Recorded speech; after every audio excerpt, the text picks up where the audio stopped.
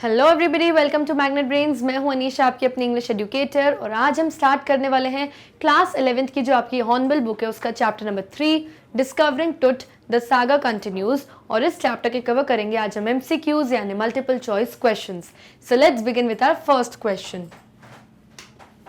Who was Tutankhamun? Tutankhamun कौन था? तो ऑप्शंस हैं ए अ हिस्टोरियन। हिस्टोरियन यानी वो पर्सन जो हिस्ट्री के बारे में, जो इतिहास के बारे में पढ़ता है, रिसर्च करता है। क्या ये वो हिस्टोरियन थे? Not at all. An Egyptian king, Egypt country का किंग यानी एक इजिप्शियन किंग था। तो yes, as per the story Tutankhamun was an Egyptian king.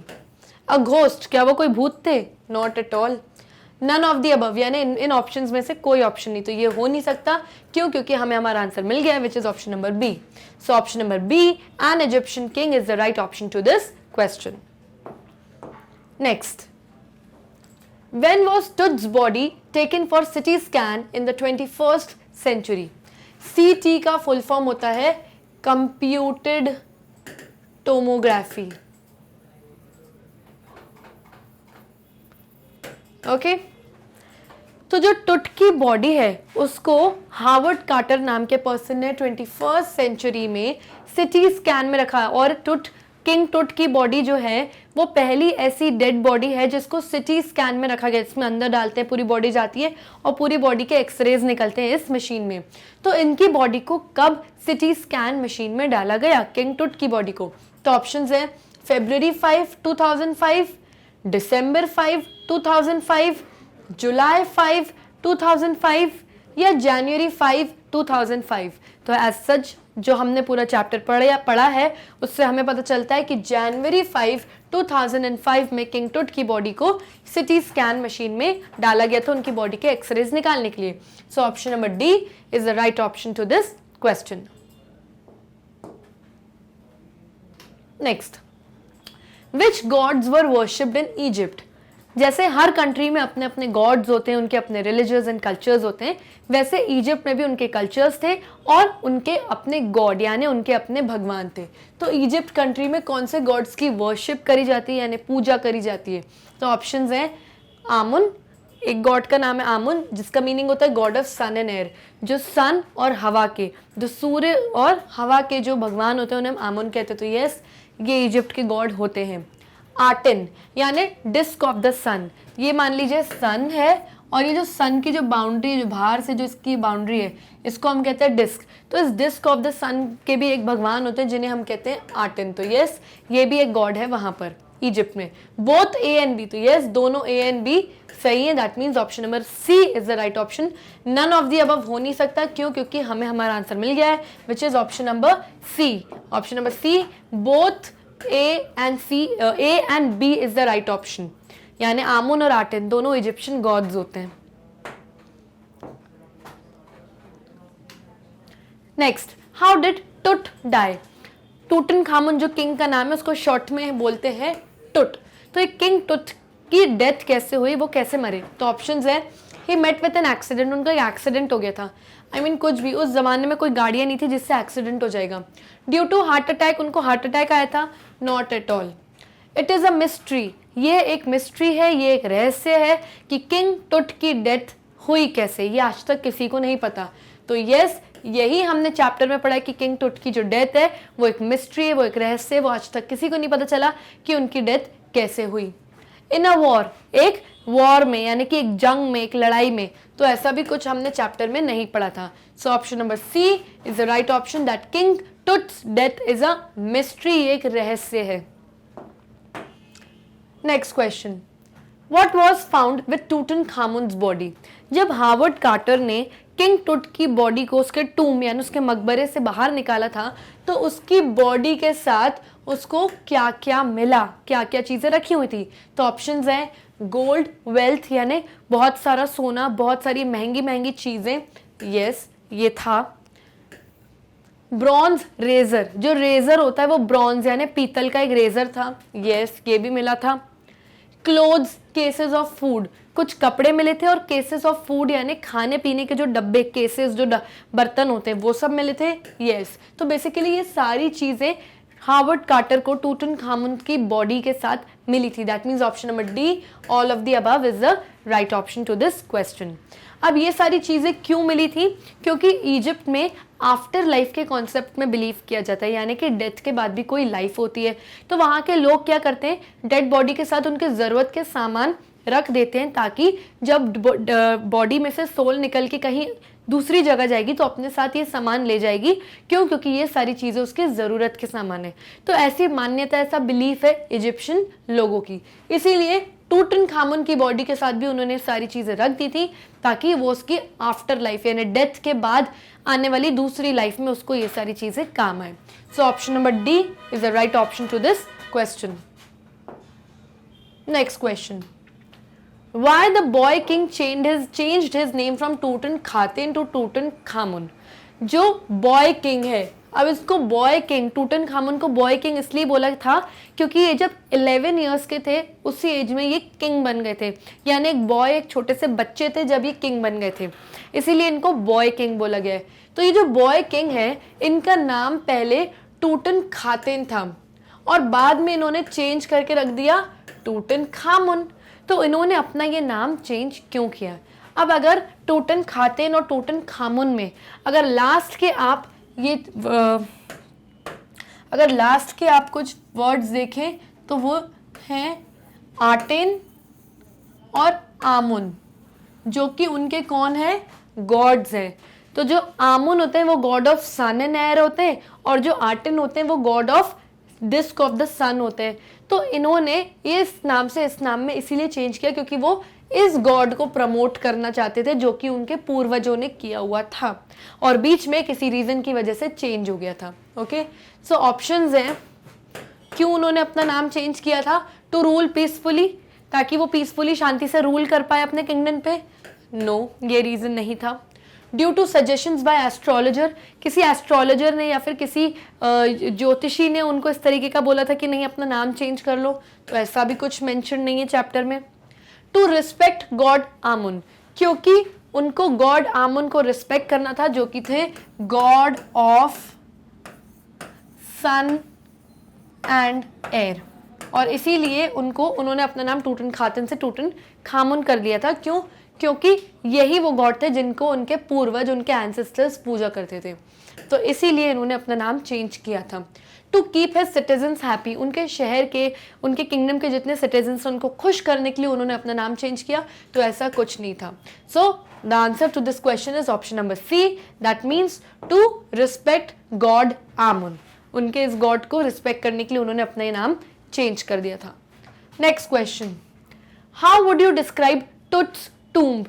King Tut की जो टूम्ब थी, यानी जो उनका मकबरा था जिसमें उनकी डेड बॉडी थी, आप उसको कैसे डिस्क्राइब कर सकते? तो ऑप्शंस है 26 फीट अंडरग्राउंड, वो 26 फीट अंडरग्राउंड जमीन को खोद के उनका मकबरा था। यस, बिल्कुल ऐसा मेंशन है आपके चैप्टर में।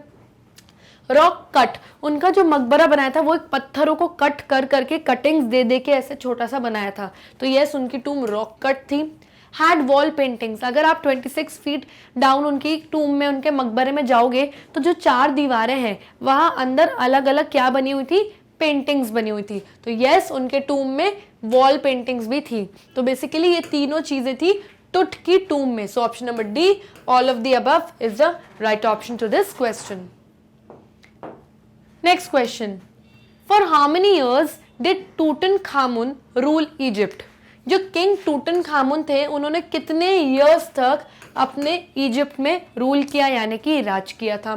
तो जब किंग टुट जो थे, मतलब जो ये टुट बॉय था, इसको किंग बना दिया गया था जब वो कुछ अराउंड 11 इयर्स का था, यानी कि एक बच्चे को ही उन्होंने किंग बना दिया था। उसके बाद कुछ ही साल ये जिंदा थे और ये एक टीनेजर ही थे जब इनकी डेथ हो गई थी, तो अराउंड 18 या 19 इयर्स की इनकी एज में इनकी क्या हो गई थी, डेथ हो गई थी। तो बेसिकली उस हिसाब से अगर हम हिसाब लगाएं तो कुछ अराउंड 8 to 9 इयर्स ही होगा जो इन्होंने रूल किया होगा, 11 इयर्स से 18-19 इयर्स तक की एज में। सो ऑप्शन है 19 इयर्स तक इन्होंने रूल किया था? नहीं, 19 इयर्स में तो इनकी डेथ हुई थी क्योंकि वो तब एक टीनेजर थे। 10 इयर्स रूल किया, अगर 11 इयर्स से 19 इयर्स तक हिसाब लगाओ तो 10 नहीं होता है। 3 इयर्स नो, 9 इयर्स यस, तो 9 साल इन्होंने रूल किया इजिप्ट पे. So option number D which is 9 is the right option to this question. Next, what was in the first coffin? जब किंग टुट की बॉडी निकाली गई तो वो 3 कॉफिन्स में थी. एक छोटे कॉफिन यानी एक उस बॉक्स में जिसमें डेड बॉडी रखी जाती है, फिर एक बड़ा बॉक्स, इस बड़े बॉक्स को फिर सबसे बड़े बॉक्स में रखा. तो ऐसे 3 लेयर्स ऑफ अलग अलग कॉफिन्स थे. तो जो फर्स्ट कॉफिन निकाला था किंग टुट का, उसमें क्या क्या चीजें मिली गई थी? तो ऑप्शंस है, इट वाज एम्प्टी, वो खाली था, बिल्कुल भी नहीं. गोल्ड कॉइन, सोने के सिक्के थे उसमें, नहीं, ऐसा कुछ भी मेंशन नहीं है चैप्टर में. Garlands of olives, lotus petals and cornflowers. Garlands of olives यानी कि जो ऑलिव फ्लावर्स की जो मालाएं होती हैं वो मिली थी. लोटस के पेटल्स मिले थे यानी कमल के फूल की पत्तियां, कलियां मिली थी. एंड कॉर्नफ्लावर्स, ये कुछ फ्लावर्स होते हैं. तो ये सारी चीजें मिली थी उनके फर्स्ट कॉफिन में. तो yes, this is the right option. Silver coins यानी चांदी के सिक्के, ऐसा कुछ भी नहीं था. So option number C is the right option to this question कि फर्स्ट कॉफिन में ये सारी चीजें मिली थी. Next, how did Carter remove the resins? Carter यानी कि इसका पूरा नाम है हावर्ड कार्टर, और यही वो पर्सन है जिसने किंग टुट की बॉडी को डिस्कवर किया था यानी ढूंढ निकाला था. रेजिन्स क्या होता है? अगर आपने चीड़ के पेड़ के बारे में सुना होगा तो चीड़ का पेड़ वो पेड़ होता है जिसमें बहुत स्टिकी सब्सटेंस निकलता है जिससे गम बनाया जाता है चीज़ों को चिपकाने के लिए यानी कि स्टिक करने के लिए. तो किंग टुट की बॉडी को भी उसके टूम से फिक्स करने के लिए ये रेजिन लगाया गया था ताकि वो फिक्स्ड रहे अपने टूम में. तो हावर्ड ने ये रेजिन, ये चिपकी हुई चीज़ों को कैसे निकाला टूम के बाहर, क्योंकि किंग टुट की बॉडी तो चिपकी हुई थी, तो इस रेजिन को उसने कैसे निकाला? तो ऑप्शन है with the help of a chisel and hammer. Chisel एक ऐसा सब्सटेंस, एक ऐसा इंस्ट्रूमेंट होता है जिससे वुड को थोड़ा सा छीलते हैं. तो चिजल, यस, ये उसने यूज किया था. और हैमर यानी हथौड़ा भी उसने यूज किया था. तब जाके उसने टूम में से किंग टुट की बॉडी को निकाला था क्योंकि वो चिपकी हुई थी अंदर. तो यस, ये उसने यूज किया था. With the help of chemicals, कुछ केमिकल्स यूज किए थे उसने, no. With the help of machinery, कुछ मशीन्स यूज की थी, नो, ऐसा कुछ मेंशन नहीं है चैप्टर में. With the help of man power, man power यानी बहुत सारे लोगों ने मिलकर अपनी ताकत लगा के खींच के निकाला उनको, तो ऐसा कुछ नहीं था. बहुत कोशिश करी लेकिन निकला नहीं, इस वजह से उन्होंने चिजल एंड हैमर यूज किया क्योंकि मैन पावर भी काम नहीं हुई. So option number A is the right option to this question. Next, When was the mummy examined in X-ray by the anatomy professor? अब ये मम्मी क्या है? इजिप्ट में जितने भी रॉयल फैमिलीज होती हैं उनकी मम्मी बना दिया जाता है. अगर आपने द मम्मी मूवी देखी होगी तो आप मेरी बात से रिलेट कर पा रहे होंगे. क्या होता है कि जो रॉयल्स, जो किंग्स होते हैं, जो बहुत रिच लोग होते हैं, उनकी डेड बॉडी को वाइट कलर के बैंडेजेस से पूरा वो लोग ऐसे ढाक देते हैं और कुछ केमिकल्स डाल के प्रिजर्व करके रख लेते हैं सालों साल. इसीलिए उन डेड बॉडीज को मम्मी कहते हैं और इस प्रोसेस को कहते हैं ममीफिकेशन. ओके, तो जब ये मम्मी, किसकी मम्मी थी ये? किंग टुट की जो मम्मी जब ढूंढ निकाली हावर्ड कार्टर ने, तो उसको एक्सरे करा था, उसका पूरा एक्सरे करा गया था एक एनाटॉमी प्रोफेसर द्वारा. एनाटॉमी प्रोफेसर यानी वो प्रोफेसर जो ह्यूमन बॉडी के बारे में पढ़ते हैं. तो who studies about human bodies.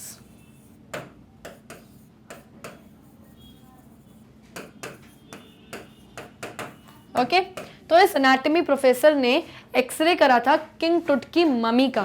तो वो कौन से ईयर में किया था? तो ऑप्शंस हैं इन 1968, बी इन 1999, सी इन 1978 या डी इन 1988. तो आंसर है आपका ऑप्शन नंबर ए इन 1968. तो 1968 में किंग टुट की बॉडी की जो मम्मी थी उसको एक्सरे किया था एक एनाटॉमी प्रोफेसर ने.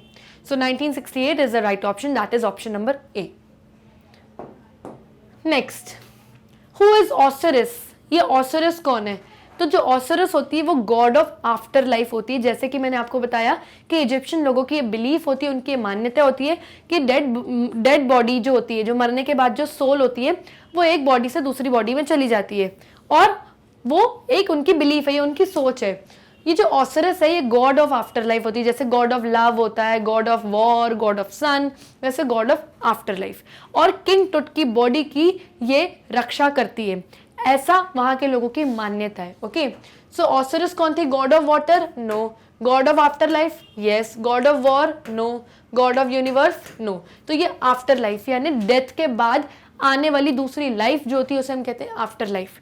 तो ऑसिरिस जो थी वो गॉड ऑफ आफ्टर लाइफ थी। So option number B is the right option to this question. Next, who is the writer of the chapter discovering Tut the saga continues? तो ये जो आपका चैप्टर है इसके राइटर कौन है?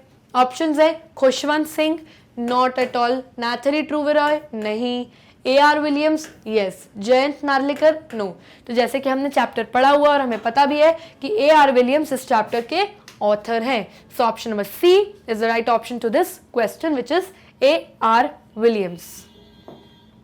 Next, what was missing when Tut's mummy was x-rayed in 1968? जब 1968 में किंग टुट की मम्मी जो उसकी डेड बॉडी थी जब उसका एक्सरे किया गया तो उसकी बॉडी में से क्या चीजें मिसिंग थी यानी कि गायब थी उसकी बॉडी में से? सो ऑप्शंस हैं his breast bone was missing. तो जो उसके सामने की जो बोन होती है उसे हम ब्रेस्ट बोन कहते हैं, वो मिसिंग थी। यस, वो मिसिंग थी। नथिंग वॉज मिसिंग, कुछ भी मिसिंग नहीं था, सब कुछ था।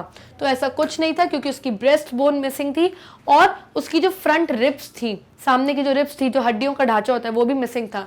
तो option number C, his front ribs were missing. Yes, ये भी मिसिंग था क्योंकि हार्वर्ड कार्टर ने जब 1922 में डिस्कवर की थी किंग टुट की बॉडी तो वो चिपकी हुई थी, वो निकल नहीं रही थी खींच के। तो उन्होंने हैमर और चिजल से जब निकाला और जब खींच के निकाला तो उनके फ्रंट रिब्स जो थे और जो ब्रेस्ट बोन थी वो वहीं चिपकी रह गई टूब में और बची हुई बॉडी बाहर ले ली और उसके बाद वापस अंदर डाल दिया। लेकिन जब बाद में एक्सरे की गई तो उनकी ब्रेस्ट बोन और रिब्स मिसिंग थी, ये सारी चीजें मिसिंग थी। So option number D, both A and C is the right option to this question. So basically option number D is the right option, यानी कि ए एंड सी दोनों सही है, तो option number D is right option. Next, Tut was laid to rest laden with. Tut was laid to rest यानी जब टुट की बॉडी को रेस्ट यानी फाइनल अल्टीमेट रेस्ट पे रखा गया, यानी कि जब उसकी डेथ हो गई उसकी बॉडी को रेस्ट कर दिया, RIP कर दिया, तो इट वॉज लेडन विथ यानी कि उसकी बॉडी को किन चीज़ों से लोड करके रखा, क्या क्या चीज़ें उस पर डाली? तो गोल्ड से पूरा लोड किया था उसको, यस। एल्यूमिनियम से लोड किया था क्या? नो। ब्रॉन्ज, पीतल, पीतल से क्यों करेंगे भाई, वो किंग था इजिप्ट का। Silver, not at all. So चांदी, सिल्वर, एल्यूमिनियम नहीं, पूरा गोल्ड से लदा हुआ था, वो लेडन था। So option number A, gold is the right option to this question. ये सारी चीजें उसके कॉफिन्स में से मिली थी। Next, when did King Tut die? King Tut की डेथ कब हुई थी? मैंने आपको बताया था 11 ईयर्स में उनको किंग बना दिया गया था और वो उन्होंने 9 ईयर्स रूल किया था। दैट मीन्स 19 ईयर्स की एज में अराउंड उनकी डेथ हुई थी, तब वो एक टीनेजर ही थे। सो ऑप्शन है at the age of 40, not at all. अभी अभी मैंने आपको बताया नहीं। ही वॉज ओल्ड, जब वो ओल्ड हो गए थे, बूढ़े हो गए थे, नहीं।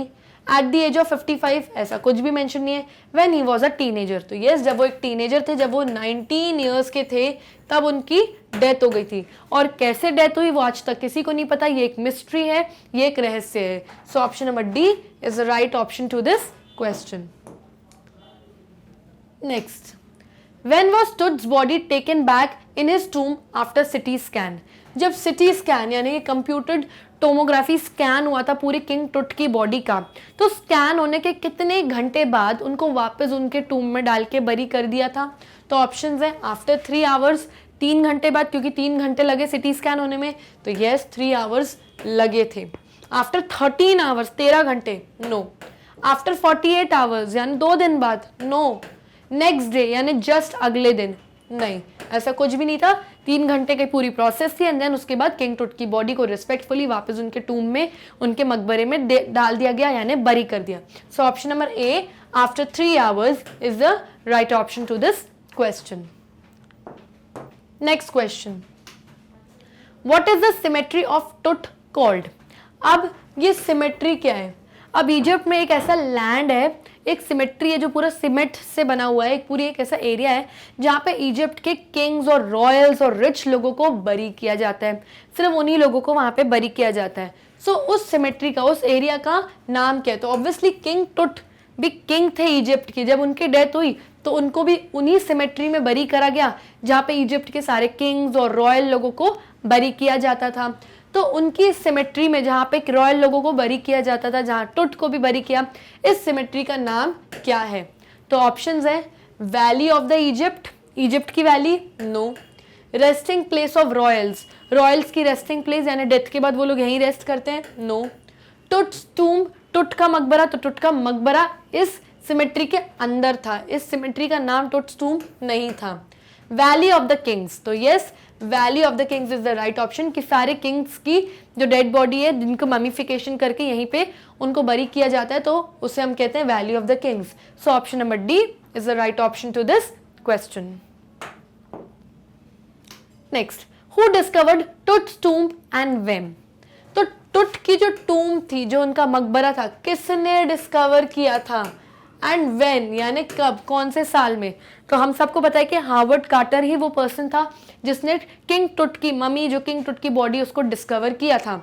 और ईयर अब हम देखते हैं, हार्वर्ड कार्टर इन 1922, हार्वर्ड कार्टर इन 1902, हार्वर्ड कार्टर इन 1930 या हार्वर्ड कार्टर इन 1935। तो इतना तो तय है कि हार्वर्ड कार्टर ने डिस्कवर की थी।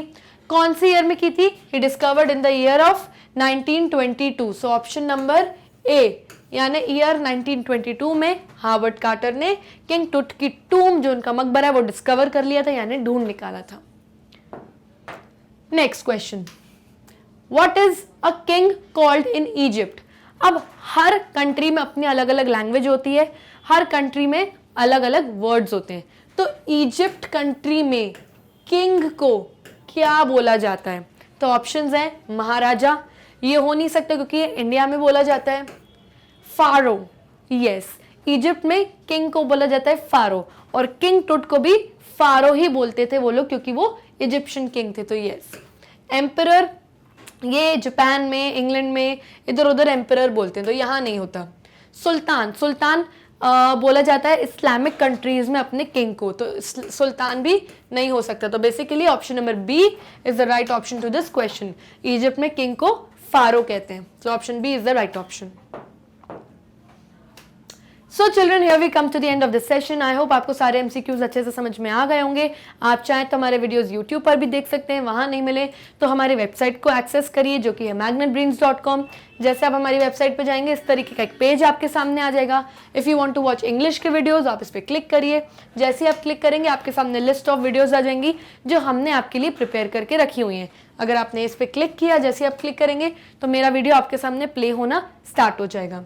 सो आई होप बच्चों आपको समझ में आ गया होगा कि YouTube पर अगर इजीली आपको वीडियोस नहीं मिल रही हैं तो कैसे इजीली आप इसको एक्सेस कर सकते हो हमारे वेबसाइट से। And do not forget to like, subscribe and share our YouTube channel. तब तक के लिए bye bye and take care.